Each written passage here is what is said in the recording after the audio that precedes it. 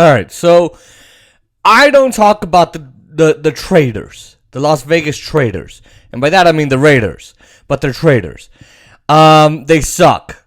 They're stupid. They're an awful team, and they're proving it. And their head coach, of course, is in hot water. So those of you that have been following the story and that follow the sports world know, and this is probably the only time I really want to talk about the traders. So Jon Gruden, he's got history with the Raiders organization. So I'll just give you the story first, and then I'll give you the background. So the story is that they released one racist email, and a couple, like maybe 10 of them. And he said some really offensive things about women and the LGBTQ community and black people and a whole bunch of things. And just, he doesn't belong in society. We don't need racism. You know, we just don't need it. All right. Now, he comes out and says, well, there may be a couple other things I might have said too, child. All right. Like, look, man, there might be a couple other things. Okay, so you're snitching yourself out. That's great. So then more emails come out. And Mark Davis, the owner of the Las Vegas Raiders, Raiders, damn it, decides, I'm going to hold on to it. Yeah, it's Friday. I don't want to do anything. I'm going to hold on to it. In fact, more of it was degrading to women and people of color and the LGBTQ community and everybody else. And, this was 7 to 10 years worth of comments. It's not like, oh man, John just had a moment, man, on a Tuesday. No, or a Wednesday. Or for a week. No, this is like 7 to 10 years of him really unleashing his racist, homophobic views and misogynistic views. Now, here's the other issue here, right? So Mark Davis lets Jon Gruden coach on Sunday. On Sunday. How can you be in front of 60-70% black men and an openly gay player on your own team and stand there and act like you their brother? Like Shannon Sharp said on Undisputed, if you piss off the players and you're a coach, they will check you. In college, it's a little more common. In the NFL, they will fight your ass as a coach. So now, they were not in it. You could tell the Raiders were not in it. They lost. Pretty bad. Okay, whatever. They lost by 11 points. Fine. So he resigns on Sunday or Monday. And then, so Jon Gruden has history. So Al Davis was the previous owner until his son took over because Al Davis passed away. And Al Davis was a really big anti-leaguer, kind of rebel, kind of like an outlaw rebel type of deal. He didn't agree with a lot of the league's stances at the time, and you could tell. He hired the first Latino coach, he hired the first black coach, he hired the first woman CEO. The first woman CEO of an NFL organization, of a major league organization, and he hired them. Tom Flores was the Latino coach, and they went to the Super Bowl.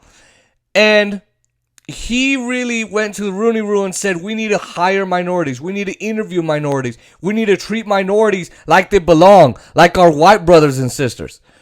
And his son makes a mockery of the Rooney Rule by not only hiring an open racist, but not hiring a lot of minorities himself and being forced to go interview minorities. Damn it, I guess I gotta go. Come on. And actually, Jon Gruden and Al Davis, the late great Al Davis, had screaming matches. They would fight because Jon Gruden was against Al Davis, and he would do anything and everything he could to make sure he knew that. He did. So it proves that Jon Gruden had issues with Al Davis. And so Al Davis trades his ass because he's like, I can't take this anymore. So he trades him. I think he got like a first, second, and third round draft picks. $8 million.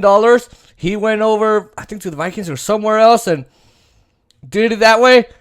But again, this is how things go. And then, of course, Al Davis's son, his racist, homophobic, misogynistic son, decides to make a mockery of him and the Rooney Rule and decides, let's hire this racist guy. Let me be racist.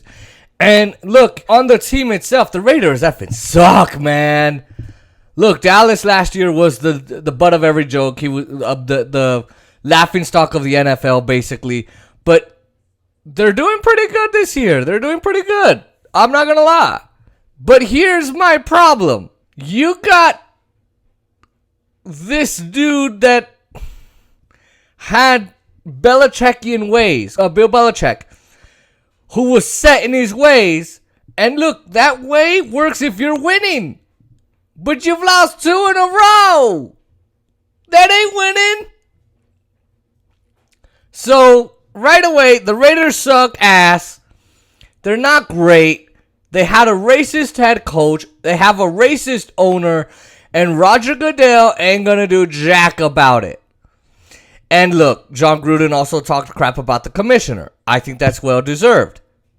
No one likes Roger Goodell. I hate Roger Goodell. Everyone hates him.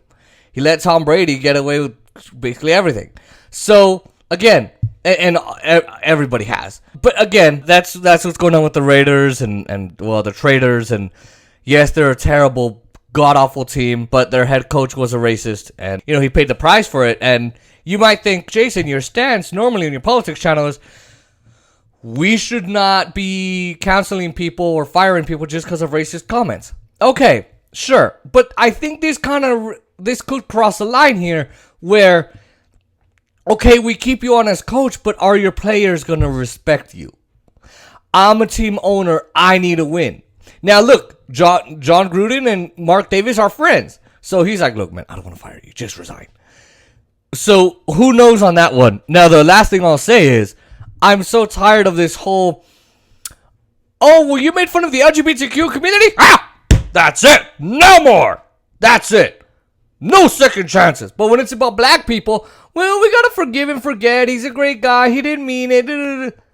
It's kind of like Dave Chappelle said in The Closer, his special. Why is it that the LGBTQ community gets a free pass? Oh my God, they said something. They said something! And the black community gets, well, he didn't mean it. It wasn't racist. It wasn't this. It wasn't that. Funny. That's funny. Again, we don't have equality in minorities either, and it's time we get it.